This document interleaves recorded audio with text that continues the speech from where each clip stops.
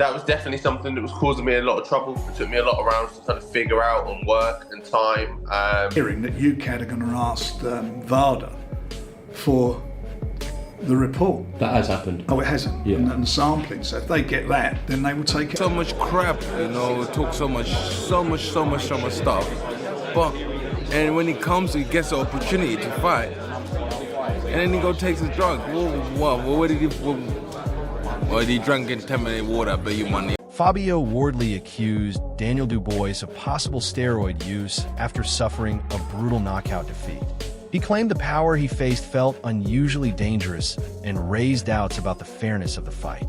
Wardley suggested that such extreme strength could be linked to performance-enhancing drugs and wants clear answers about what really happened during the bout and why the loss unfolded that way. Get to see it again, maybe, and they get another go at it. So, yeah, it's still a bitter pill to. Fabio Wardley is pushing hard for a rematch with Daniel Dubois and refuses to move on from the result. He believes the first fight did not reveal the full story and says fans are demanding another showdown. Wardley continues to question Dubois' performance and insists their rivalry is far from over, claiming a second fight is necessary to finally settle everything between them. Running away from it, so Frank Warren responded to the rumors caused by Fabio Wardley's accusations and strongly rejected the controversy. He explained that every fighter goes through strict drug testing to guarantee fairness and transparency. Warren said major boxing events are heavily monitored, leaving no room for illegal advantages. He added that all official procedures and testing protocols were properly followed to protect the integrity and credibility of the entire fight card. He will be tested, like every boxer on the card will be tested. And I'm sure they're going to test him a bit more, because that would be the natural reaction. I'm sure of that, and he knows that better than anybody. But every boxer will be tested. It's a high-profile card, and the Border Control will be all over it. It's not just VADA. Johnny Nelson believes performance-enhancing drugs cannot improve a boxer's natural skill or technical ability. He says real talent only comes through hard training, discipline, and experience rather than shortcuts. Nelson also warned that drug use puts fighters' lives at serious risk inside the ring.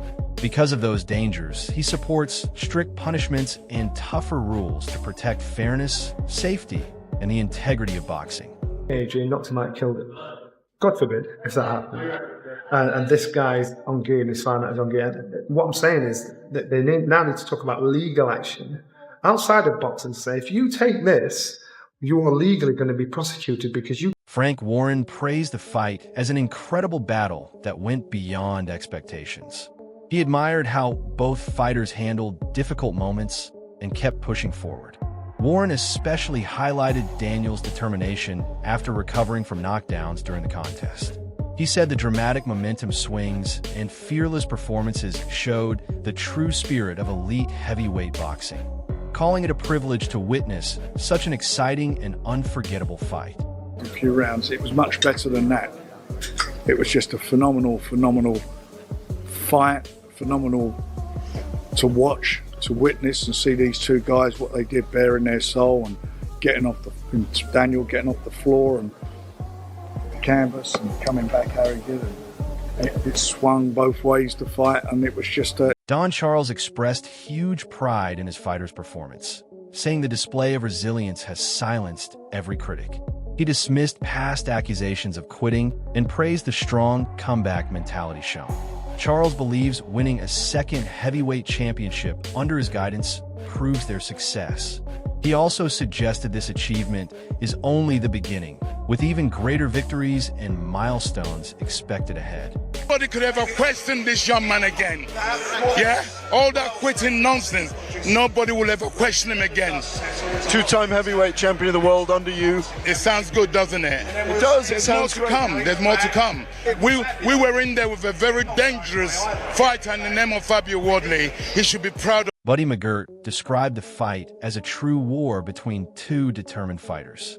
He explained that the early knockdown changed the entire momentum, causing Wardley to chase a knockout instead of focusing on technical boxing.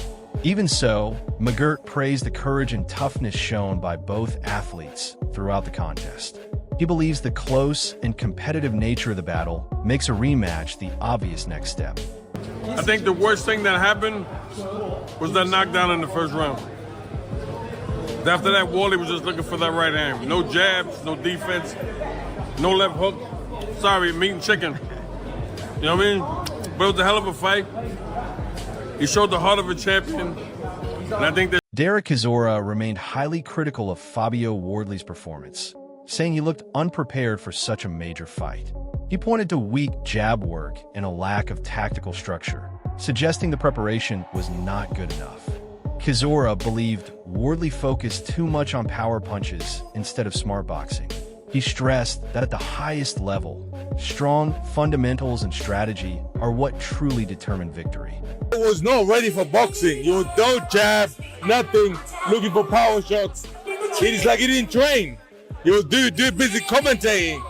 Little bastard. He was supposed to fucking train in the gym. Dude, how many jabs did Fabio chuck? Less jabs. He didn't chuck no jabs. He didn't do Fraser Clark described the performance as a true warrior display filled with intensity and aggression that fans love to watch. He explained that the fight was more about heart and action than technical boxing skills. Clark also said the knockdowns and mistakes provided important lessons and valuable experience. He believes those difficult moments will help shape the fighter into a stronger and far more dangerous competitor in future bouts. Daniel recruitment was. He's learned from his knockdowns and before. He's learned a lot, you know what I mean? So Dominic Ingle praised the fight as a top-level display of toughness and determination from both fighters. He highlighted the calmness and composure they showed during intense moments inside the ring. Even while exhausted, neither boxer backed down or gave up. Ingle believed the contest showcased tremendous heart, survival instincts, and dramatic momentum swings, creating an exciting heavyweight battle that kept fans entertained from start to finish. One of the best fights I've ever seen. One of the best fights. Fair play to Fabio Wardley. What a hard man he is. He didn't want to quit. His corner didn't pull him out. And Daniel Dubois kept his composure. He kept his composure, stuck to the plan. He started to get a bit tired himself. He realised that Wardley has still got something in the tank. He kept pulling it out of the bag. He looked dead on his feet. Daniel Dubois explained that winning the fight required complete focus and mental toughness during difficult moments. He said a key turning point helped him stay locked in and push through intense pressure and pain inside the ring. Dubois emphasized that mental strength was just as important as physical power, adding that staying calm and recovering mentally during the toughest moments played a major role in securing victory. Wake up, stay in reality, it's just not slip. I got to dig deep. And as a warrior, you have to dig deep because you've got to go to that dark place. David Adeli analyzed the technical side of the fight and highlighted how Fabio Wardley used his jab effectively throughout the contest. He explained that landing the jab consistently helped build Wardley's confidence round after round. Adeli also noted that every time the right hand came forward, the jab responded well to regain control, allowing Wardley to stay competitive and apply steady pressure during the fight. when he got dropped, I think he started to think, oh, demons, when he started to think his things weren't working. But you know what was giving Daniel confidence? He kept landing a jab. Every time Wardley threw a right hand, Dubois would stick a jab and it would touch his target. That there was giving Dubois hope that, okay, then I can stand in front of my target and I can land with a jab. And he knew he was softening up Wardley.